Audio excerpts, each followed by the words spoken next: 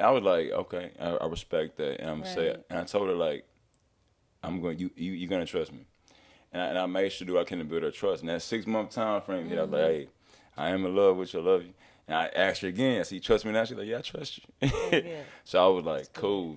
That's Because good. truthfully, I didn't trust her at that point either. Mm. You know what I'm saying? Mm-hmm. Because like when you been hurt, it's like, all right, I don't really know you, you don't know me, and we're in that Mm-hmm. embryonic stage of getting to know each other. So it's kind of Mm-hmm. like, let's kind of see where this goes. And then once you feel comfortable around that person, you like see how she rock and she sees how you rock. You're like, okay, I believe I can deal with this for the rest of my life.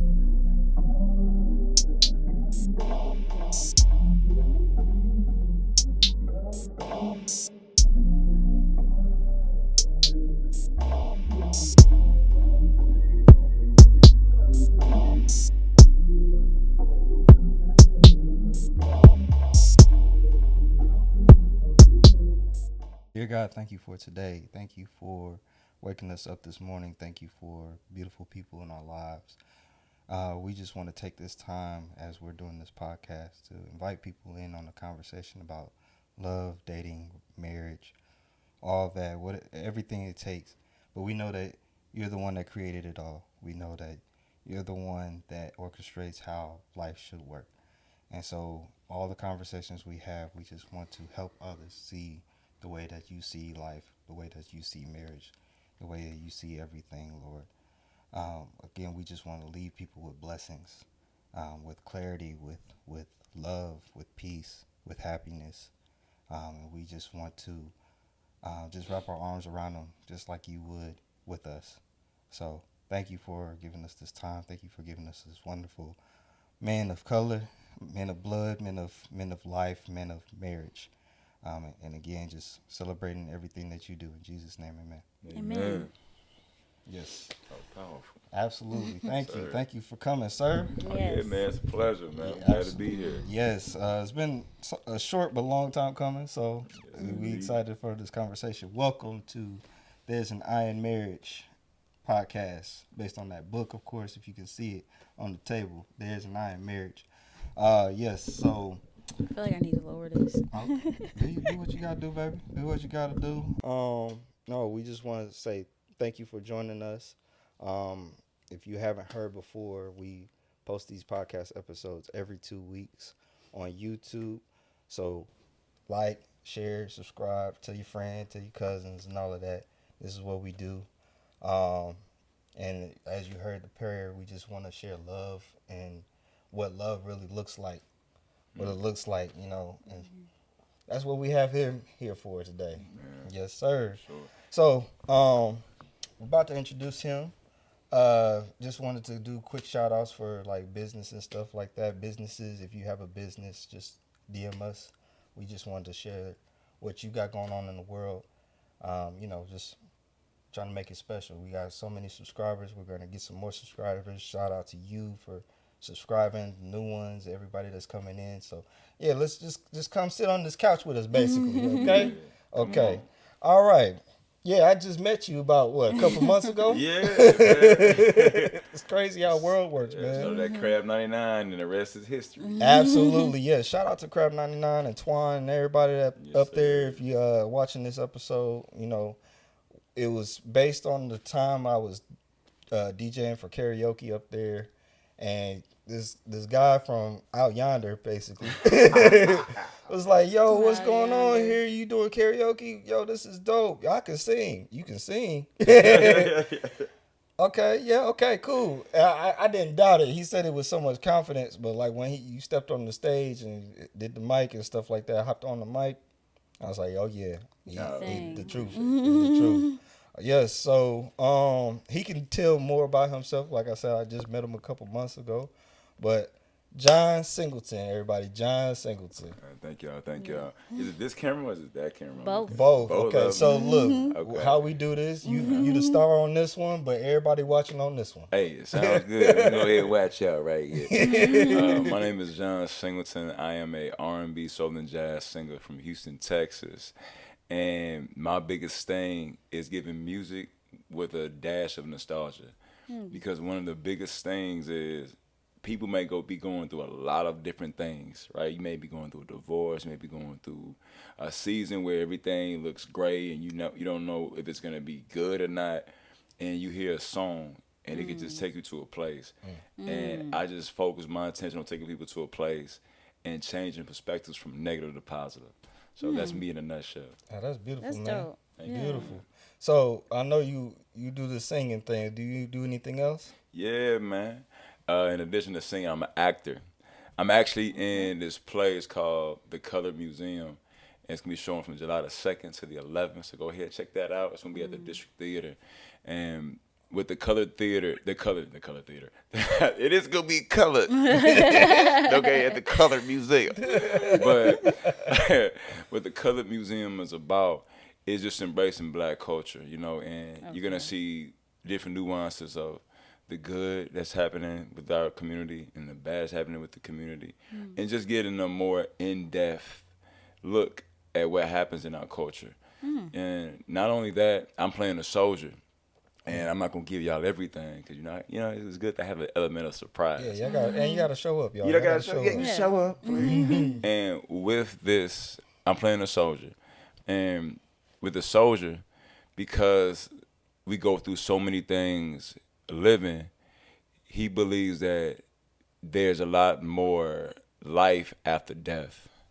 So in his particular arena that he's in, he believes that killing certain people can free them, because living sometimes can be harder than dying.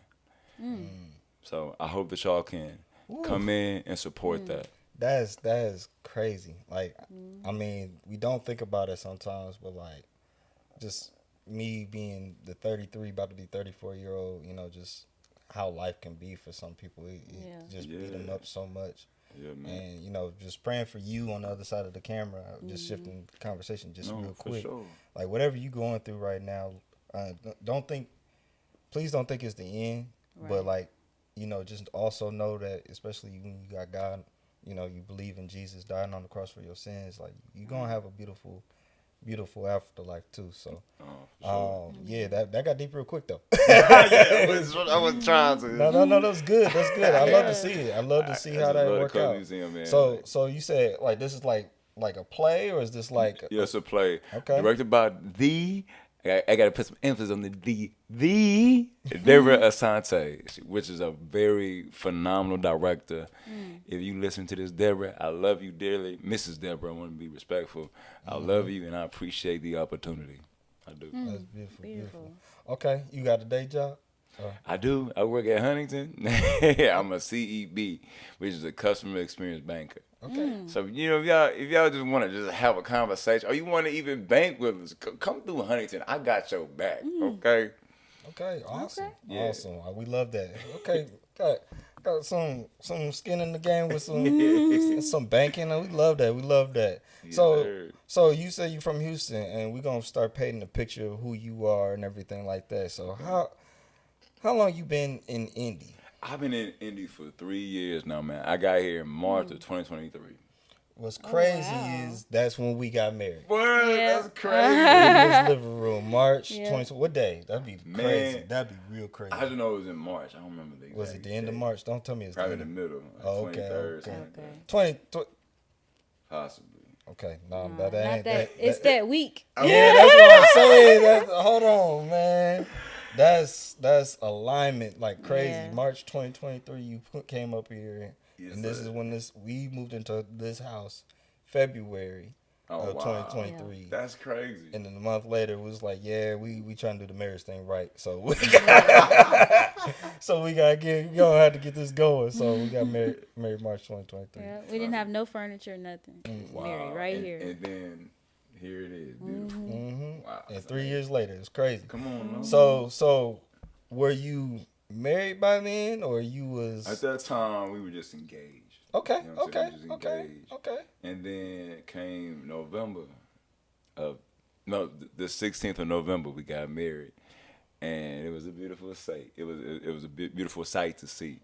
We was in New Orleans, Louisiana. That's where we got married at. Okay. And we had the little second line, They playing the music behind us, man. It was an experience. Okay. It was such an experience. Shoot. I can always go Getting back married to that. outside of Indiana has got to be so different. Yeah, That's got to be man. a beautiful time. Expensive too. Never again. I No. know. I was just playing. But it was expensive. But I think that as Drake said, "You only live once." YOLO. Okay. So you might as well just have a good time while you got it. So let's kind of rewind prior to y'all getting married. When did y'all meet? Man, we met at Stephen F. Austin State University. Okay. Yeah, that's in Texas, Nacogdoches, Texas, the country town. Okay. And we were in a hospitality class. And what's crazy about it, we both didn't even like each other initially. Right? Like y'all just like, I can't stand them. Or is it like It was just from first impression. I was like, because I used to wear suits all the time. She looked at me. She's like, "Oh, he probably cocky. Think he better than everybody. He a singer." What I mean? I was like, "Ooh." I said, "You look kind of stuck up. I don't really know." And then we ended up meeting through like a mutual friend. I was like, "Oh, wait a minute, she ain't stuck up. She kind of cool." You know what I'm saying? Hold up. Sound like a TV show. You feel me? Back in the 90s. Right. Like little 90s R&B type of love. Okay. And we met through a mutual friend. And I found out that, she ain't stuck up. She real down to earth, smooth, sweet. And she met me. She's like, he ain't cocky. He a humble guy that actually cares about people. And then, I've been rejected before. So I was just like, I ain't gonna lie, I don't want to shoot my shot. I don't want to get shut down. Ain't nothing like getting shut down. Yeah. So as we kept pushing, I said, all right, we just talking. We just friends at this point. And then I was just, all right, let me go ahead. Put my shoulders back real quick. And I was like, I'm going to go ahead and tell her. And I said, hey, I just want to let you know that, you ever be trying to get the word out, but you can't really get it out. You just kind of know. You like, so,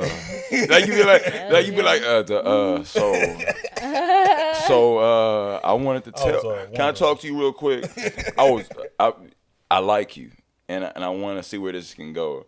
And then she was like, I've been waiting for you to say that. And when she said that, I said, so you already know. Okay, well, let's go to the next step then, baby. That's beautiful. And that's how we met, man. That's cool. So you originally from Texas? Man, born and raised, baby.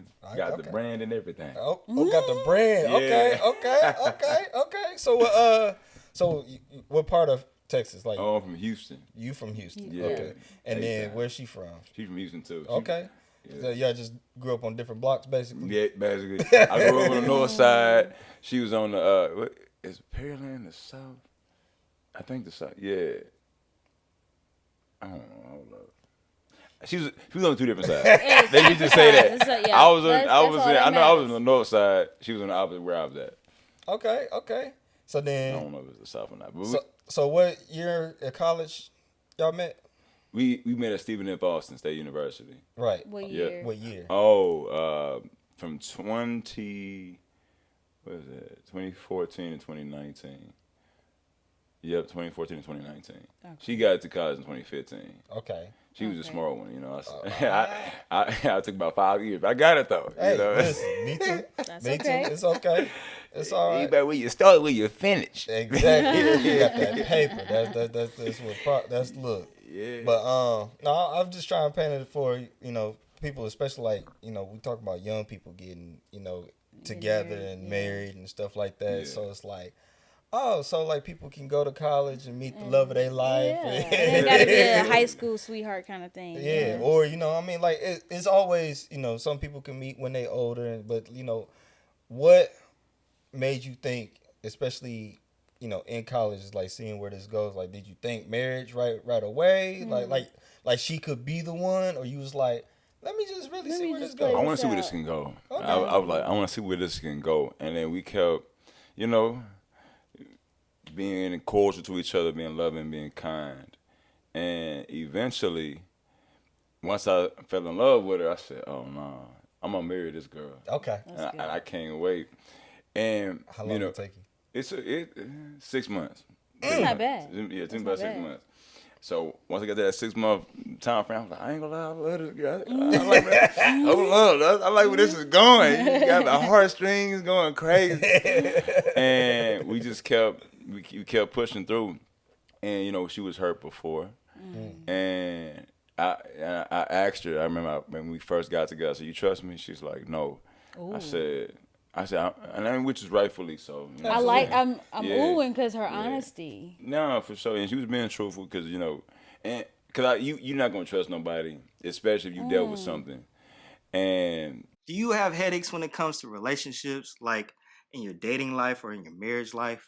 Like, do you have questions when it comes to marriage and what does that even look like? Or are you having a hard time getting married? Like, ugh. Mm. Well, if you do, we have the solution for that. We have a book titled There's an I in Marriage. Boom. This book has all the answers to anyone who is dating, single, married, any way for you to get those headaches out of those situations. The answers are in here. Boom. Look, we have a YouTube page as well with our podcast. We talk about all these different topics. And yeah, just follow along. Like, subscribe. Come check us out. Get the book. I was like, okay, I respect that, and I'm gonna say Right. it. And I told her like, you're gonna trust me, and I made sure to do what I can to build her trust. And that 6 month time frame hit, I was like, hey, I am in love with you, I love you. And I asked her again, I said, you trust me now? She's like, yeah, I trust you. good. So I was like, cool. Because truthfully, I didn't trust her at that point either. You know what I'm saying? Because like when you been hurt, it's like, all right, I don't really know you, you don't know me, and we're in that embryonic stage of getting to know each other. So it's kind of like, let's kind of see where this goes. And then once you feel comfortable around that person, you like see how she rock and she sees how you rock. You're like, okay, I believe I can deal with this for the rest of my life. And that's how it ended up like it ended up. You know what I'm saying? Now we dope. trust each other. We pushing through and just trusting God. That's beautiful. I like that. So, like, y'all got basically way more time than we had together. Like you said, you jumped in. You went to college 2014. She came in 2015. Y'all met somewhere in between there. Yeah, so we met in between there, like 2015, but I didn't. We didn't make anything official until Christmas of 2017, Okay. Okay. and we were together about 8 years. Some people may say, "Oh, it took you that long to get to drop the question," and I realized Y'all was in school. yeah, you know what I'm saying. I'm taking Yeah. my time. And I was like, man, because marriage is a big step, and you want to make sure you're ready. Especially in college. Yeah, especially in college. So as time progressed, and we were together for 8 years, and whenever I proposed, I gotta go back to the proposal. Okay. Man, when I proposed to her, my girl's a she's a CSI agent. When I say she picked out my proposal like 3 times, she's like, my gut telling me it's June the 16th. No, your nose is telling you that. I just tried to That's funny. I tried to say another one. She was like, I don't know. I That's just think it's gonna be funny. November 21st. I said, all right, we're gonna change this again. And I did it within the same month. And whenever I had proposed to her, I said, okay, I'm gonna pretend it's gonna be like I'm gonna pretend it's like what did I say? Okay, I remember now. I was like, hey, I'm doing this video, and I want you to do. What did I say? God dang, I can't remember. Wasn't it like an interview or something? I think you kind of telling me the story. Like you was trying to do something that was like you were doing something for you, but it turned out to be for her. Yeah, so I don't know how to explain it, but let's say it was a video. I was like, hey, I'm trying to do this vlogging. Yep. Okay. Oh, okay. I was like, hey, I'm doing this relationship vlog. There we go. Okay. So I got excited. I was like, it finally came to my head. It left. It came right back. God, thanks. But we did. I said, hey, baby, I'm doing this relationship vlog. And I said, I want you to help me out with that, right? And she was like, I don't know, let me just talk to my boss and see if she can let me up. I called her, get her job. And I was like, hey, is this Sandra? Is this Sandra? She was like, yeah. I said, hey, I'm trying to propose to Sydney. I need her to be off these days. She said, oh my God, congratulations. She said, we all saw, shh, okay, I got you, girl. Not girl, I got you, boy. I got you. I got you. Yeah. Ain't no girl. So that ends up happening. And then, needless to say, she's able to get off that date. Right. And I'm like, she's like, so good news. My wife's so sweet. She's like, good news. I can do it. I'm off. I said, for real? You off? I'm making surprise. That's funny. I'm like, I said, oh, thank you. All the time I already know. Right. So I'm like, bet. So she ends up doing the relationship vlog with me, and at first I hired a videographer and a photographer, and on the first part of it, it was a brunch, and at the second part of it, she ended up getting her makeup done. And the third part of it, she went to go get her nails done with her sisters, and I went to the room, and I would say I decorated, but somebody did it for me. They did a good job. I went to come into the room and just change because she had already came. The person who I hired to do that, she already did that. I came out, I said, "Oh, it's good." I wouldn't have thought of this, you know. And I said, got changed. I said, all right, now it's time for the big thing. I'm like, okay, you got this. I went to vote with the child, and as soon as we went to vote with the child, she came in, saw all of our family. Keep this in mind. She's still thinking it's a relationship vlog, and she was like, oh my God. I said, yeah. Thank you. And she about to go sit down. And I was like, hey, before y'all go, before you sit down, thank y'all so much for coming to the relationship vlog. I really appreciate your participation. And I was like, talking to her, I'm stuttering, I'm nervous. I'm like, ooh, that was the most nervous time. I'm like, man, my heart beat out my chest. I said, I'm talking like an auctioneer. I'm talking fast. And we get to the end. I said, will you marry me? She said, yes. And, 2 years later, we ended up getting married in New Orleans, and the rest is history. Well, what is it about New Orleans, man? Man, I love Chicago. I love, she loved the second line, and I love the second line too. Okay. And I believe, like, whenever you get married, that's the Women's Day. My pops told me the ultimate words, and that on that day, it's just yes, dear. You know what I'm saying? Because that's the Women's Day. Like, she could put me in a monkey suit. I'd be like, all right, pink and green, you want me to wear that? She an AKA. Okay. Yeah. So I'd be like, oh, you want me to wear pink and green, girl? I got you. Don't even worry about it. That's funny. You know what I'm saying? That's the lady's day. And she went there. And in Louisiana itself has great roots, man. My grandmother, rest in peace to her.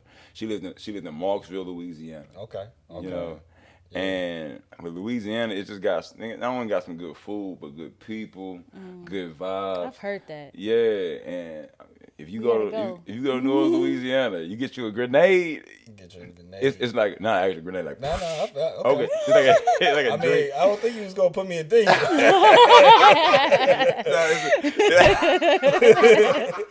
It's a great drink that'll knock you out. Like it'll get you there real quick. Gotcha. But you got some good things down there in New Orleans, from the drinks to the food to the people, and then it's just great traditions down there. So that's what kind of brought me down to New Orleans. Oh, that's beautiful. So do you miss the South or what? Oh man, I always miss the South, man. It ain't nothing like Texas. Ain't nothing like home. You feel me? Yeah.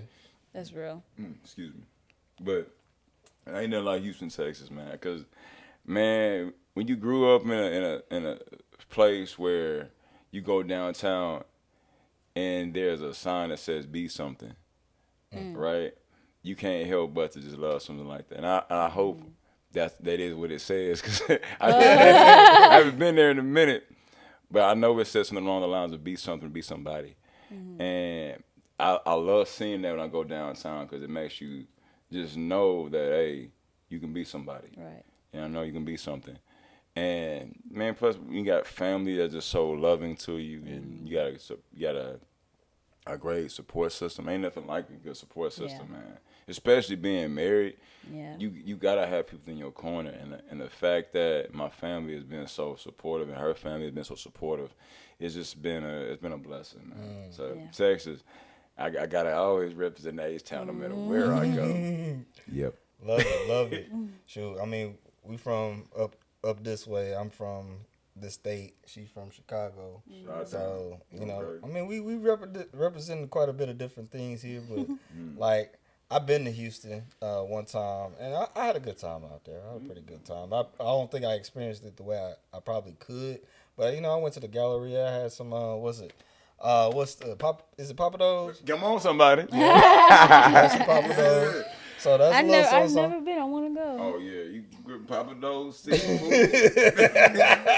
Oh, I can taste it. You ever just love food so much you can taste it before you even talk about it. Yep. Like when you said Papa, I imagine that snapper in my head. I said, oh, I can taste it. I'm enjoying. I don't know. That's crazy, man. So what's life been like being up here? You know, Man, life has been great, man. Life has been great. Even when it's bad, it's good. And I think I embrace the bad times more than the good times because I think that's what really creates a bigger man out of you. You know, because if you go through some hard times and you figure out how to navigate your emotions, it makes things a lot easier for you. Because that way, when the good times come, it's even better. Because now you're just like, I went through this, I conquered, I pushed past it, and now I'm back to the other side. And it's like you can't have a testimony without struggle. Right. You know? Right. So like being down here, it pushed me out of my comfort zone. Like I've been able to do things I've never done before. I'm able to have my own voice. And to me that's all I could ask for, man. Like when I first got down here, I was a part of NAATC. And I did. Y'all ever heard of Ma Rainey's Black Bottom? With the last movie Chadwick Boseman was in before he passed away. The great movie and great play. And I had the opportunity to be a part of Ma Rainey's Black Bottom, the play. Okay. I played slow drag. I was in the band. Okay. And that was good. We had like a Q&A after that, and then from that to being able to be in the Color Purple with Katie Did Productions and. Being able to, sing around Indiana and Fort Wayne and my neck of the woods. Yeah, for sure, respect, and just being able to just have my first event like that was that to me that was the most euphoric feeling ever because I was nervous, bro. Like I did not know how this was gonna pan out, and there was a great saying that I heard from a wise person once, and they said when you doing something, do it scared. You know what I mean? Because if you don't do it scared, you'll never start. Because you're waiting for everything to be just perfect, and it's never gonna be perfect. Right. You gotta just start. Right. And when I did it, even though I ain't know nothing, bro. I'm talking about like, I'm not the type of person to fake the funk, right? I'm gonna go to somebody that has the funk, gain some of that, so I can get some of that funk. You know what I'm saying? It was funky.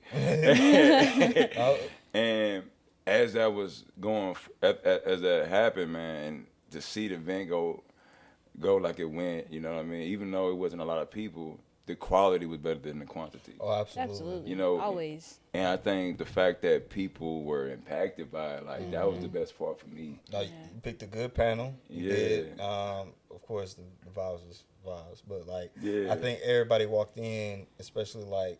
By the time we got to the panel, like people were like very much ready to be open to have the conversation. And that's the beautiful part, like you were saying. Man. And I'm gonna be real with you. Initially, I was discouraged. I was because I wanted it to be, a lot of people there. But in this whole experience, I realized it ain't about the quantity; it's about the quality of the conversation and the quality of what you were trying to portray in that entire event, and that biggest thing was just we gotta love each other. We gotta lead from the front with respect, and not think that a gun can create respect for somebody. You know what I'm saying? Like, when I say that a gun can create respect for somebody, I mean that in the sense of like sometimes people use it as their mind. For instance, the guy that basically put a gun out on me and my wife. Where he didn't pull it out fully, right? But he showed it to me. I seen it, but my wife didn't see it. Okay. Because basically, I'm at the gas station, and I'm minding my business. My wife said, I'm feeling uncomfortable. There's some YNs outside. Something might be happening. I go outside, dude by the window like this. And I don't remember what I said. By your window? By her window. Cause I'm getting some gas for her. And I come outside, and he's like this by her window. He said almost trying to, and she said she almost trying to open up her door. Oh wow. Yeah, and I got out there, and I'm like, hey, you gotta get on, bro. Like, hey, this dude you gotta do. And his partner started going off. He was like, hey, we got a problem. and I'm the type of person, I'm not gonna escalate a situation. You got nothing to lose. Yeah. So I said, nah, we good, bro. I calmly knocked on the door. I said, hey, baby, just open up the door, and I get inside the door, and we about to leave. He like, hey, we good? He showed me his gun. You sure we good? I said, brother, we good, man. You know what I mean? Just get on. And the whole time I'm thinking like, I'm angry because I'm like, your boy trying to holler at my wife. Right. And instead of checking him, you try to get with me. And I'm thinking, and I'm like, instead of just communication, We gotta talk about that. you gotta put your gun out to try to fight. You feel me? You think that's gonna make me respect you more? Yeah. Like, you oh, know? okay, you can come talk to her now. Yeah. Like, no. Oh, it's yours. She all yours, playboy. I know you up in there. Come back by our door real quick. And you want to talk to her too? You know what? My bad, bro. My bad. You got it, bro. He said you got it. But No, that's not how this. bro. That's not how this works.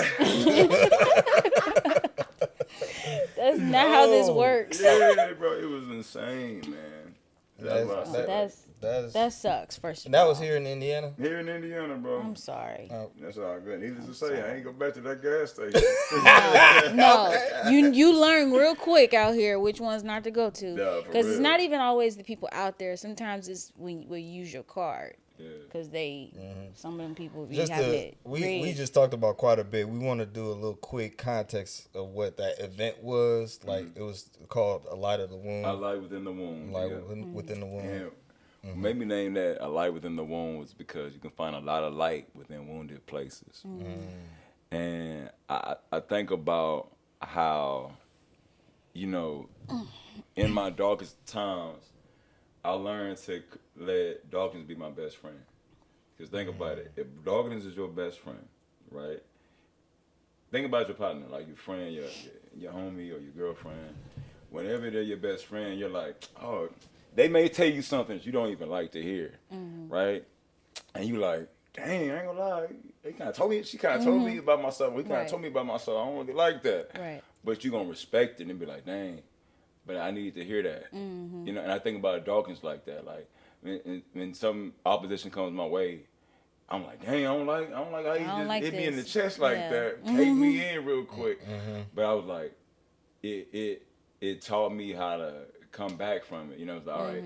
So I did that. I think what gives me a lot of adrenaline is after I fail. You know what I'm saying? Like figuring out how I could have gotten back up or what I could do differently next time. Like that's what gives me such a bigger drive. You know, and it was in that dark place where I found so much more light. So that's what kind of made me name it A Light Within the Womb. And then just honor people who may have passed through gun violence and those who may be grieving from gun violence. Like honoring those people. Yeah. And just giving people different perspectives, man. Because the more you know, the better. That's Absolutely. dope. And we're gonna run that back. We're gonna run that For sure, back. next year.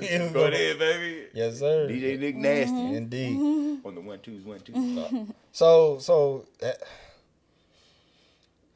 man, first of all, I really want to just apologize on behalf of these YNs out here. No, bro, It breaks my heart to hear that. Like, I think what young men don't understand is the work you put in to get the woman that you want, that God put in front of you, and just be like, this is the one that I need to protect. This is the one I need to provide for. This is the one that I need to, show up and be an actual good man. And then, the young people may think it's just a plaything. Yeah. And that's what that's what broke my heart in that situation. Like, you think you can just pull up on somebody's girl, take what you want, and take her. No, we built this. Yeah, bro. We brick built by this. brick. Exactly. Yeah. And so, man, so Indiana and Texas, is there any similarities in the dating culture? Have you paid attention, or like what's been your experiences? I haven't really, to be honest with you, because I've been focused on my wife. Yeah, absolutely. I haven't really been able to be in the dating pool or see anything in the dating pool. And from what I see, there are similarities. You know what I mean? From what I've looked at, and from what I've seen a lot, just from Texas and the Indiana similarity with the dating pool, just from looking, there's a lack of self-worth. You know what I'm saying? And a lack of, God in the midst of that. Sometimes you be so focused on what somebody else is thinking about you that you forget your own worth and forget that you was tailor made to be who you are. Yeah. You know, and that's something that I've seen a lot. Like, cause you still hear my bad. You still hear you still hear conversations. Hey man, we on the radio right now. Right? I was No, like, but it does pick up like everything. yeah, so that's why I okay, did. I said, yeah. ooh, so sorry. Is this thing still on? Yeah, he said hello. But no, when that happened, man. But yeah, what was I at? The Self-worth. Self-worth. Thank you, because my mind said kabloop. It was gone for like 5 Hey seconds. bro, I be on this camera freezing sometimes too. Right? Yeah. You be like, where was I at? Y'all remember? But Self-worth. but Yep. yeah, man, with the self-worth, man, like there's a lack thereof, and I think that lack of self-worth comes from not trusting God. You're not coming to Him, because God is love, man. And when you go to somebody that's bigger than mankind, and you don't try to go to somebody that's already flawful for to seek that guidance, bro, you set yourself up to fail if you just seeking for man's approval. And I'm not saying like I'm perfect, because I've gone through that. Like I've done it before in the past. You know, like I started to try to seek for approval for other people, and I realized that it doesn't fill you up. Like that your glass is not full from people. Your glass is full from God. So going through that, and we're not going through that, but seeing that, you know, that's the similarity that I saw with both Houston and Indy, and looking at and hearing people talk about certain things in the dating pool. Like it's not about trying to appease another person. It's about trying to figure out who you are and really just hone in on that. I love that. I love that you said that, because this is really what There's an Iron Marriage is about. That who you are. Oof, come on. That's why you came. That's why God put you. Look, You know what I'm saying? let's Unpack this. like, we got married in March of 23. He moved up here March of 23. You came and to me was like, we're gonna write this book, and here he is talking about talking about yourself, like getting like. I love how it just came together. I'm sorry, I had to speak that out loud. That's amazing, man. That's amazing. So, man, I know I'm hogging all the questions. You got any questions? Oh, you good. Kind of back to the situation where you said you was at the gas station and you said you felt angry. Where did you feel like that anger was stemming from? Ooh, that's a great question. Where was the anger stemming from? It was stemming from how I am as a human being. You know, if I talk to people, right, I've learned just from experience that using something to intimidate somebody is more impactful than just using your words, because words are imperative, you know, and you know how to use them the right way.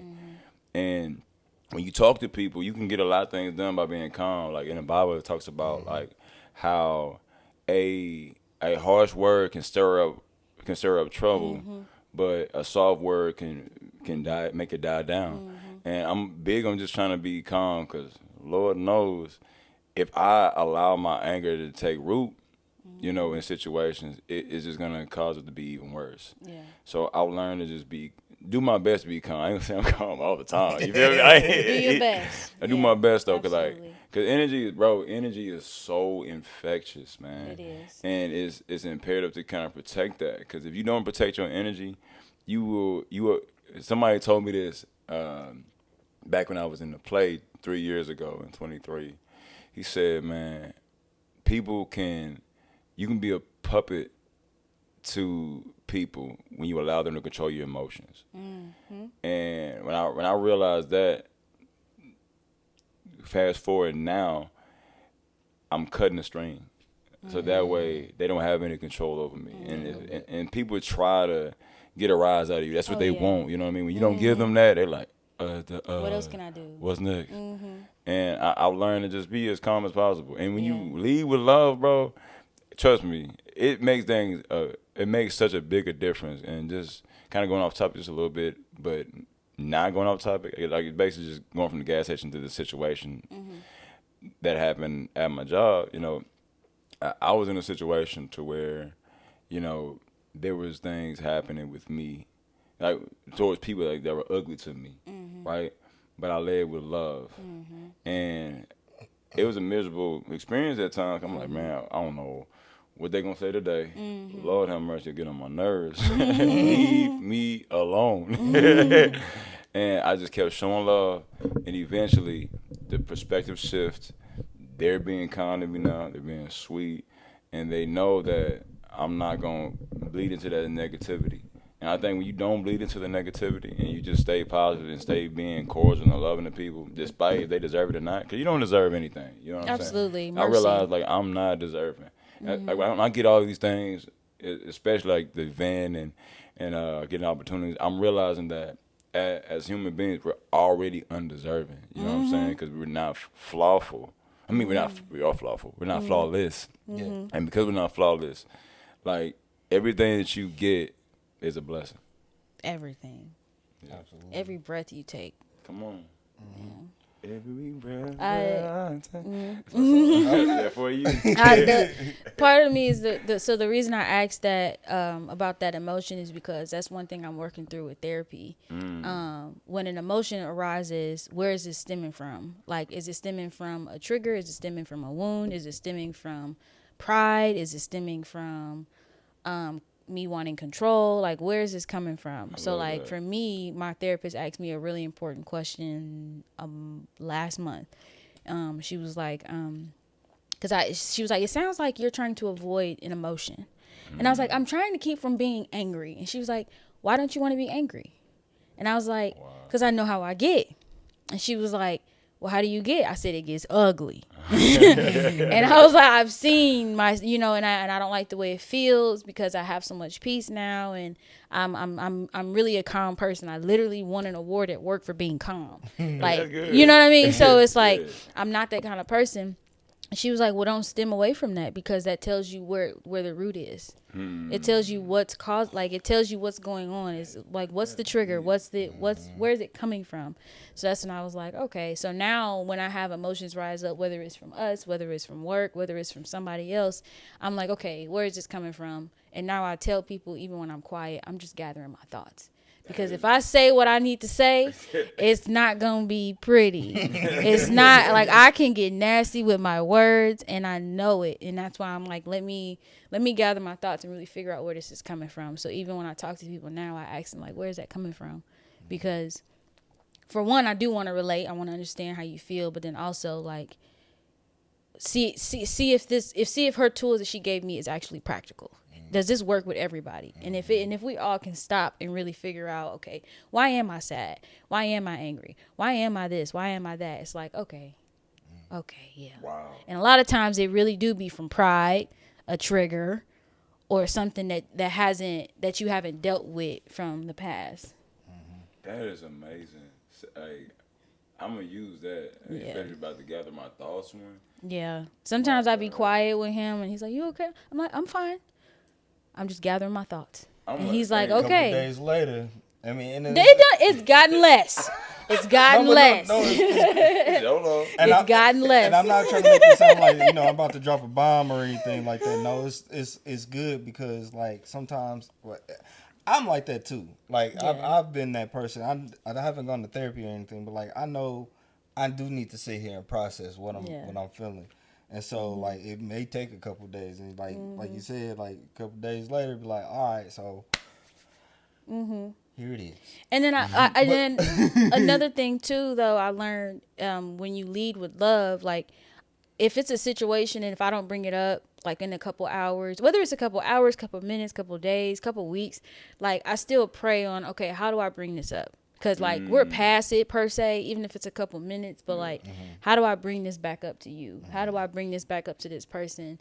Because although I had to gather my thoughts, like they may think that I'm over it, but it's like when I tell him I'm gathering my thoughts, he knows like, okay, we're gonna talk about it. Whenever it happens, but somebody else might be like, oh, she's fine. But it's like I really wasn't. God, give me the words and give me the space and the time to bring it up, and the right time, the right moment, the right, or around the right people. Because if you bring it up when you want to bring it up, you're not leading with love. You leading in a way that gets it off of your chest and not thinking about that person's situation or the situation at hand. For sure. Because if I had my way in a lot of situations, everybody day gonna be ruined. No, really. And I'm gonna feel good, and that's not love. Like it can't be my way or the highway. Or I hope that this happens, because then this is gonna prove to be true. And the Bible also says, like, don't rejoice when people like get what they deserve or get hurt or things like that. Rejoice because of justice. And I was like, okay, so how do I rejoice in justice without feeling happy about what happened? And again, that's where it comes into play. Like, I can't have my way and call it justice because other people just got hurt, even though justice prevailed. That's not right. But like, as long as the situation is handled in the way that it needs to be handled at the time that God called it to be handled, not my way. Because again, if it's my way, everybody getting called out. Everybody getting called out. Why you did that last week? First of all, you need to be quiet. Like I'm. You don't know none of the answers. you don't know your left from your right. I'm calling everybody out. You got 4 fingers. I wasn't gonna talk about it.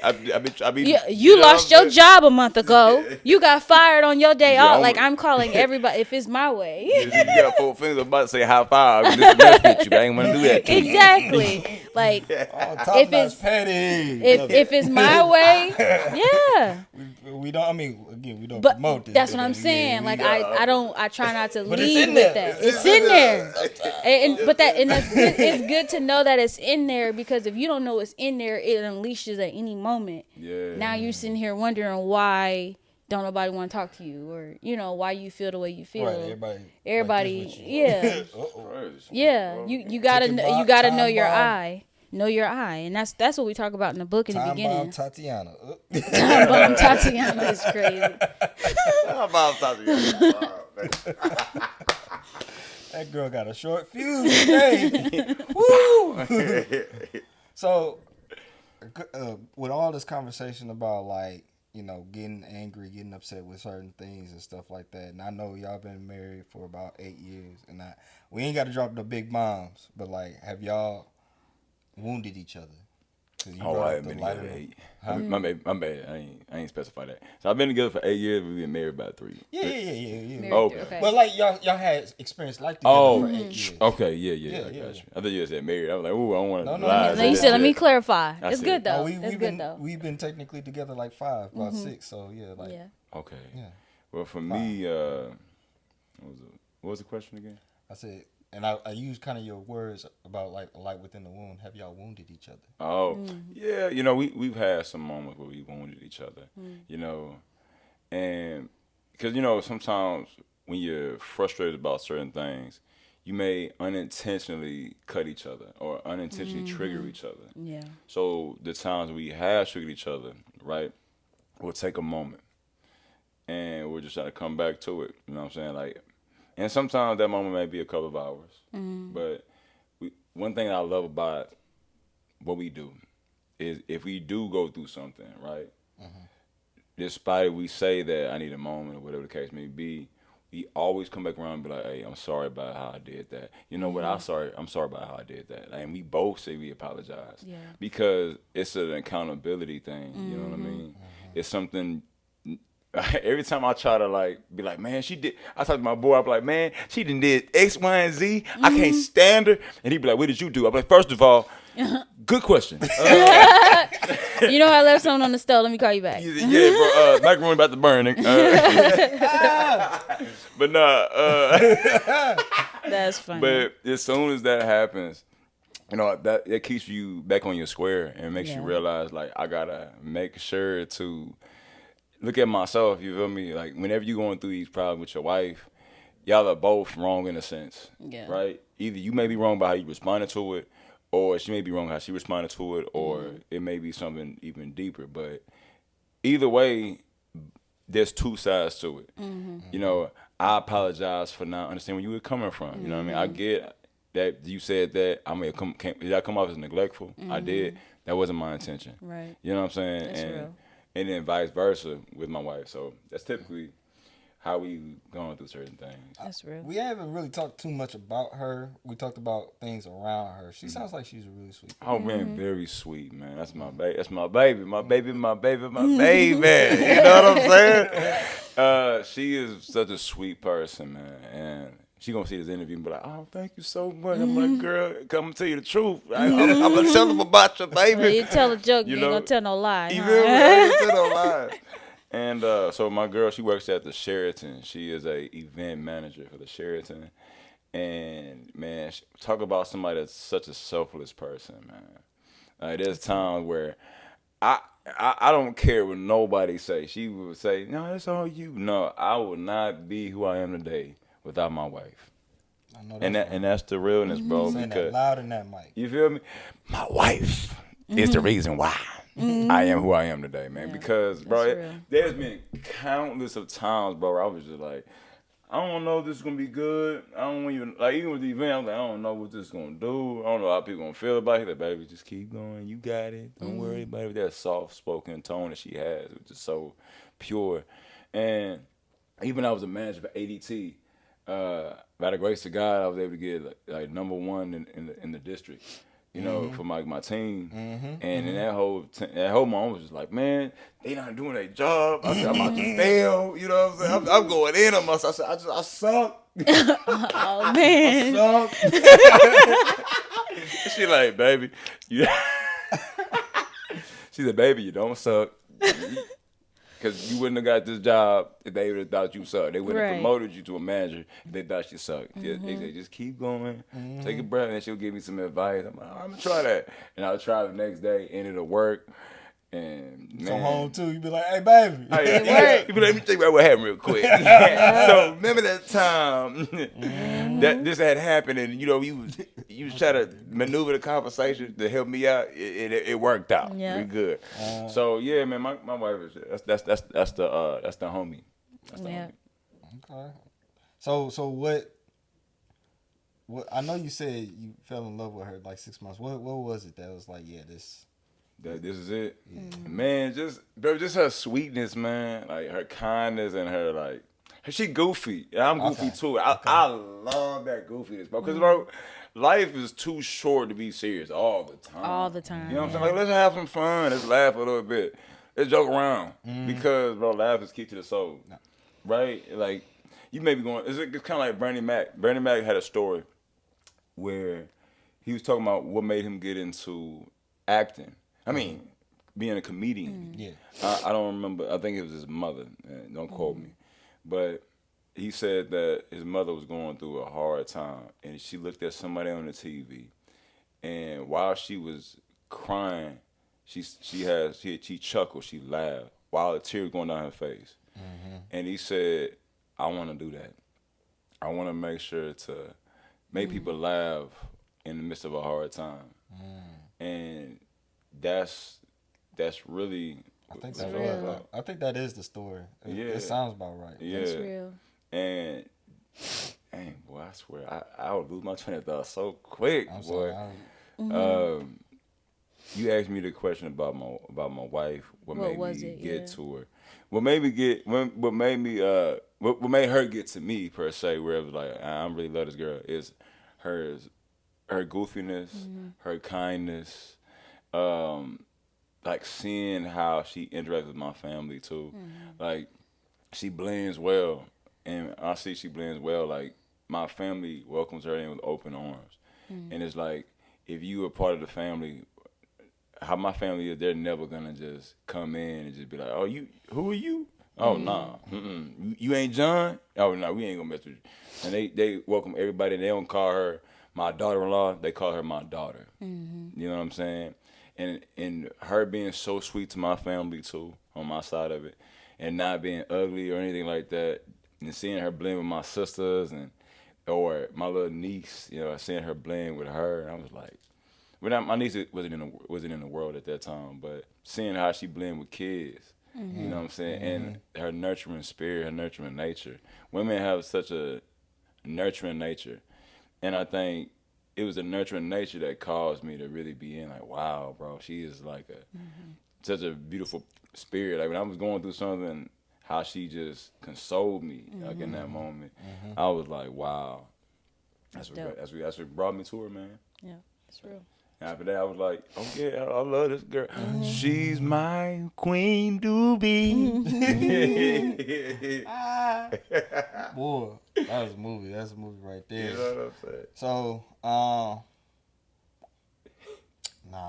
dang, near lost my train of thought. I'm sorry, I'm rubbing off for you, bro. My bad, you man. good, you good. No, I was just trying to say, like, what's like a day with y'all? Like, what, you know, I think some people is like trying to picture like how, because she's not here right now. Like, what's a typical day with y'all? Like, matter of fact, no, what's y'all like Best date night. comfort day? Like Comfort when day. y'all Oh, just okay, like really comfort kicking day. it, y'all intimate, y'all like, yeah, we Because just no vibe. day is the same when you're married. Absolutely. Yeah. Man, raining. Because if it's raining, I don't know. A lot of things happen when it's raining in a good way. Like, take it how you want to take it. It's raining.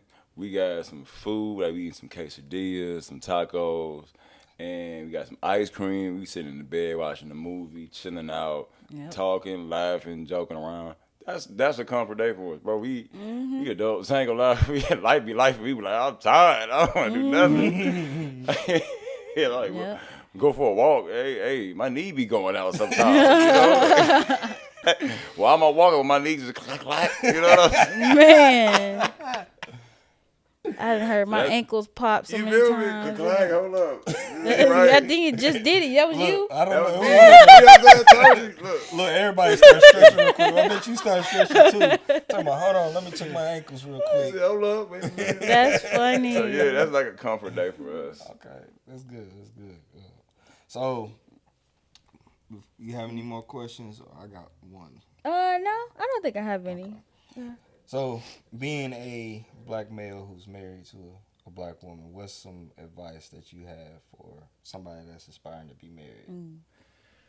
Man, I love that question, man. That's a phenomenal question. And that's why, and just to be honest with y'all, man, that's one of the main reasons why I wanted to do this podcast. Because I think everything is about paying it forward to people. Mark Twain said, 2 of the most important days of your life is the day that you were born and the day you realize why you were born.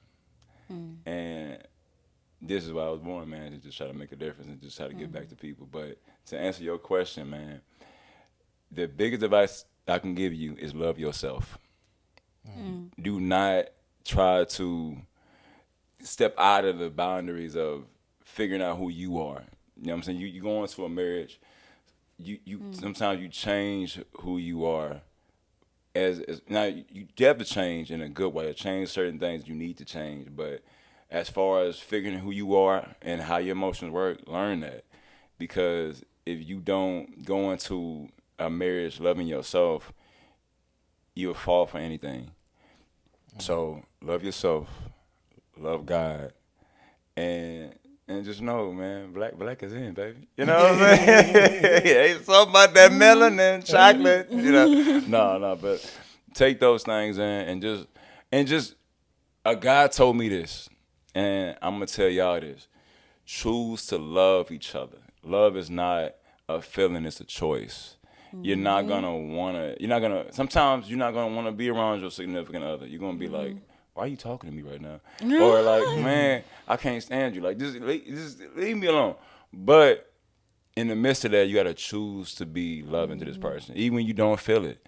And not only that, this is the last thing I'm gonna say that I want y'all to really take in, and that is with being in love with somebody.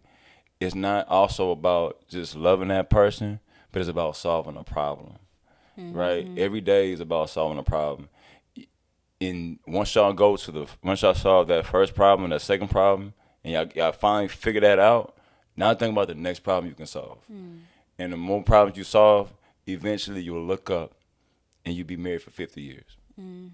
That's my advice. That's beautiful. Yeah. It's crazy you say that love is a choice because we just said on one of our podcasts that dropped 2 weeks ago, well, really almost a month ago, love is a practice. Ooh.